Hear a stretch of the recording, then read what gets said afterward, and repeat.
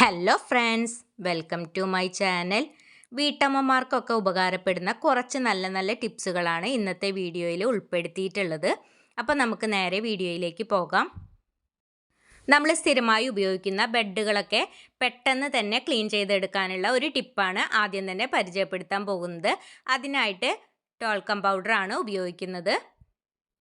ബെഡിന് മുകളിലേക്ക് ഇതുപോലെ പൗഡർ ഒന്ന് തൂക്കി കൊടുക്കുക. ബെഡിൻ്റെ എല്ലാ ഭാഗങ്ങളിലേക്കും ആകുന്ന വിധം വേണം പൗഡർ തൂക്കി കൊടുക്കാൻ. പൗഡർ തൂക്കി കൊടുത്തതിന് ശേഷം ഒരു 10 മിനിറ്റ് നേരം വെയിറ്റ് ചെയ്യാം. അതിനുശേഷം ഒരു കോട്ടൻ്റെ തുണി ഉപയോഗിച്ച് നല്ല രീതിയിൽ തന്നെ ഒന്ന് തുടച്ചെടുക്കാം. തുടച്ചെടുക്കുന്ന സമയത്ത് ഇതിലെ അഴുക്കുകളൊക്കെ പെട്ടെന്ന് തന്നെ നീങ്ങിക്കിട്ടും. മഴക്കാലമായാലും പെട്ടെന്ന് തന്നെ ബെഡ് ക്ലീൻ ചെയ്തെടുക്കാൻ പറ്റുന്ന ഒരു ടിപ്പ് തന്നെയാണ് ഇത്. അപ്പോൾ ഇതുപോലെ ചെയ്ത് നോക്കാത്തവരുണ്ടെങ്കിൽ ഒരു പ്രാവശ്യമെങ്കിലും ഒന്ന് ചെയ്ത് നോക്കിയിട്ട് നിങ്ങളുടെ വിലയേറിയ അഭിപ്രായങ്ങൾ കമൻറ്റിലൂടെ അറിയിക്കാൻ മറക്കരുത്. ഇങ്ങനെ ചെയ്തെടുക്കുന്നതിന് വെയിലിൻ്റെ ആവശ്യമൊന്നുമില്ല. ഇതിലെ അഴുക്കുകളാണെങ്കിലും പൊടികളൊക്കെ പെട്ടെന്ന് തന്നെ നീങ്ങി കിട്ടുകയും ചെയ്യും. ബെഡ് പെട്ടെന്ന് ക്ലീനായി കിട്ടുകയും ചെയ്യും. ഇത് ക്ലീൻ ചെയ്യുന്ന സമയത്ത് നിങ്ങൾക്ക് കാണാൻ കഴിയുന്നുണ്ടാവും ഇതിൽ എത്രത്തോളം അഴുക്കുകൾ ഉണ്ട് എന്നുള്ളത്. അപ്പോൾ ഇതുപോലെ എല്ലാവരും ഒന്ന് ചെയ്ത് നോക്കുക. വളരെ പെട്ടെന്ന് തന്നെ ബെഡ് ക്ലീൻ ചെയ്തെടുക്കാൻ പറ്റുന്ന ഒരു മെത്തേഡാണ്. എന്നും പറയുന്നത് പോലെ തന്നെ ആദ്യമായി വീഡിയോ കാണുന്ന പുതിയ കൂട്ടുകാരാരെങ്കിലും ഉണ്ടെങ്കിൽ സബ്സ്ക്രൈബ് ചെയ്ത് സപ്പോർട്ട് ചെയ്യാൻ മറക്കരുത്. വീഡിയോ കണ്ടുകൊണ്ടിരിക്കുന്ന സമയത്ത് നിങ്ങൾക്ക് ഇഷ്ടപ്പെടുകയാണെങ്കിൽ ഒരു ലൈക്ക് അടിക്കുകയും നിങ്ങളുടെ കുടുംബങ്ങളിലേക്കും സുഹൃത്തുക്കളിലേക്കും ഒന്ന് ഷെയർ ചെയ്ത് കൊടുക്കുക കൂടി ചെയ്യണേ. അപ്പോൾ എനിക്ക് ബെഡ് ഇവിടെ നല്ല രീതിയിൽ തന്നെ ക്ലീനായി കിട്ടിയിട്ടുണ്ട്. ആഴ്ചയിൽ ഒരിക്കലെങ്കിലും ഇതുപോലെ ഒന്ന് ക്ലീൻ ചെയ്തെടുക്കാൻ എല്ലാവരും ശ്രദ്ധിക്കുക.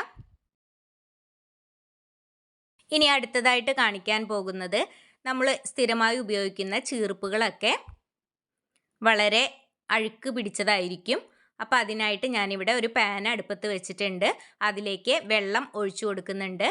ഇനി ഇതിലേക്ക് ചീർപ്പുകളൊക്കെ ഇട്ട് കൊടുത്തതിന് ശേഷം സ്വല്പം ലിക്വിഡ് കൂടി ചേർത്ത് കൊടുക്കുന്നുണ്ട്. ലിക്വിഡ് കൂടി ചേർത്ത് കൊടുത്തതിന് ശേഷം നല്ല രീതിയിൽ തന്നെ ഒന്ന് തിളപ്പിച്ചെടുക്കുന്നുണ്ട്. തിളച്ച് വരുന്ന സമയത്ത് ഇതിലെ അഴുക്കുകളൊക്കെ പെട്ടെന്ന് തന്നെ നീങ്ങി കിട്ടുന്നുണ്ട്. ഈ രീതിയിൽ ചെയ്തെടുക്കുന്നത് ഇതിലെ അഴുക്കുകൾ പോയി കിട്ടാനും ചീർപ്പുകളൊക്കെ അണുവിമുക്തമാക്കി എടുക്കുന്നതിനും വേണ്ടിയിട്ടാണ്. ഇങ്ങനെ ചെയ്തെടുക്കുമ്പോൾ പെട്ടെന്ന് തന്നെ അഴുക്കുകളൊക്കെ പോയി കിട്ടുന്നുണ്ട്. അപ്പോൾ ഇതുപോലെ എല്ലാവരും ഒന്ന് ട്രൈ ചെയ്ത് നോക്കാൻ മറക്കരുത്. നല്ല രീതിയിൽ തിളച്ച് വന്നതിന് ശേഷം തീ ഓഫ് ചെയ്യാം. അതിനുശേഷം വേറൊരു പാത്രത്തിലേക്ക് ചീർപ്പുകളൊക്കെ മാറ്റി കൊടുക്കാം. എന്നിട്ട് നല്ല വെള്ളം ഇതിലേക്ക് ഒഴിച്ചു കൊടുക്കാം. ഇനി ഈ നല്ല വെള്ളത്തിൽ ചീർപ്പുകളൊക്കെ ഒന്ന് കഴുകിയെടുത്തതിന് ശേഷം ഒരു കോട്ടൻ്റെ തുണി വെച്ച് ഓരോ ചീർപ്പുകളും ഒന്ന് തുടച്ചെടുക്കാം. ചീർപ്പിൽ നിന്നും എത്രത്തോളം അഴുക്കുകൾ നമുക്ക് കിട്ടിയിട്ടുണ്ട് എന്നുള്ളത് ലൈവായിട്ട് തന്നെ നിങ്ങൾക്ക് കാണിച്ചു തരുന്നുണ്ട്. അപ്പോൾ എല്ലാവരും ഇതുപോലെ ഒന്ന് ട്രൈ ചെയ്ത് നോക്കാൻ മറക്കരുത്.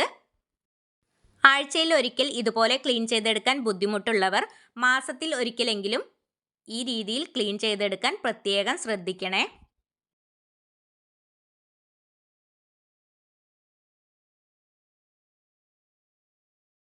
ഇനി അടുത്തതായിട്ട് കാണിക്കാൻ പോകുന്നത് എല്ലാവർക്കും വളരെ യൂസ്ഫുൾ ആയിട്ടുള്ള ഒരു ടിപ്പ് തന്നെയാണ്. അതിനായിട്ട് ഞാനിവിടെ എടുത്തിട്ടുള്ളത് ഡബിൾ ടാപ്പാണ്. ഡബിൾ ടാപ്പ് എടുത്തതിന് ശേഷം ചുമരിൻ്റെ ഒരു ഭാഗത്ത് ഇതുപോലെ ഒട്ടിച്ചു കൊടുത്തിട്ടുണ്ട്. ഇനി അതിലേക്ക് ഒട്ടിച്ചു കൊടുക്കുന്നത് പേസ്റ്റാണ്. പേസ്റ്റ് ഈ രീതിയിൽ സൂക്ഷിക്കുകയാണെങ്കിൽ മുതിർന്നവർക്കാണെങ്കിലും കുട്ടികൾക്കാണെങ്കിലും വളരെ ഉപകാരപ്പെടും. ഈ ടിപ്പ് ആരും ചെയ്തു നോക്കിയിട്ടില്ലെങ്കിൽ ഒരു പ്രാവശ്യമെങ്കിലും ഒന്ന് ചെയ്ത് നോക്കണേ. എന്നിട്ട് നിങ്ങളുടെ വിലയേറിയ അഭിപ്രായങ്ങൾ കമൻറ്റിലൂടെ അറിയിക്കാൻ മറക്കരുത്.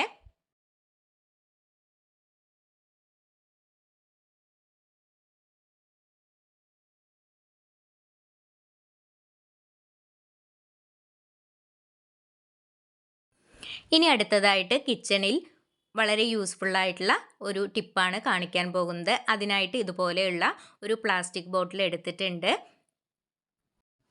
ഇനി ഇത് ചുമരിൽ ഉറപ്പിച്ചു കൊടുക്കുന്നതിനായിട്ട് ബോട്ടിലിൻ്റെ അടിഭാഗത്ത് ടാപ്പ് ഒട്ടിച്ചു കൊടുക്കുന്നുണ്ട്. ഡബിൾ ടാപ്പ് തന്നെയാണ് ഇതിനായിട്ടും ഉപയോഗിക്കുന്നത്.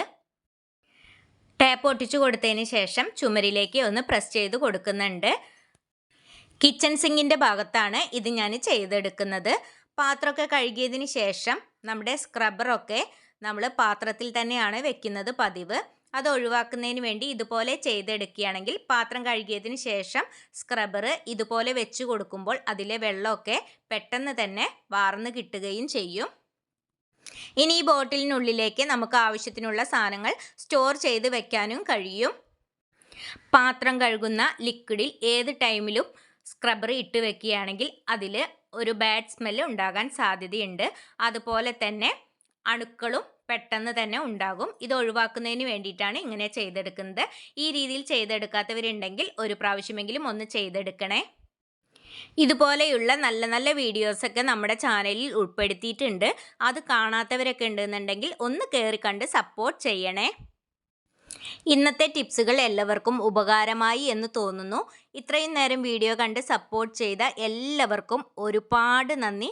അടുത്ത നല്ലൊരു വീഡിയോയുമായി കാണുന്നതുവരേക്കും എല്ലാവർക്കും ബൈ.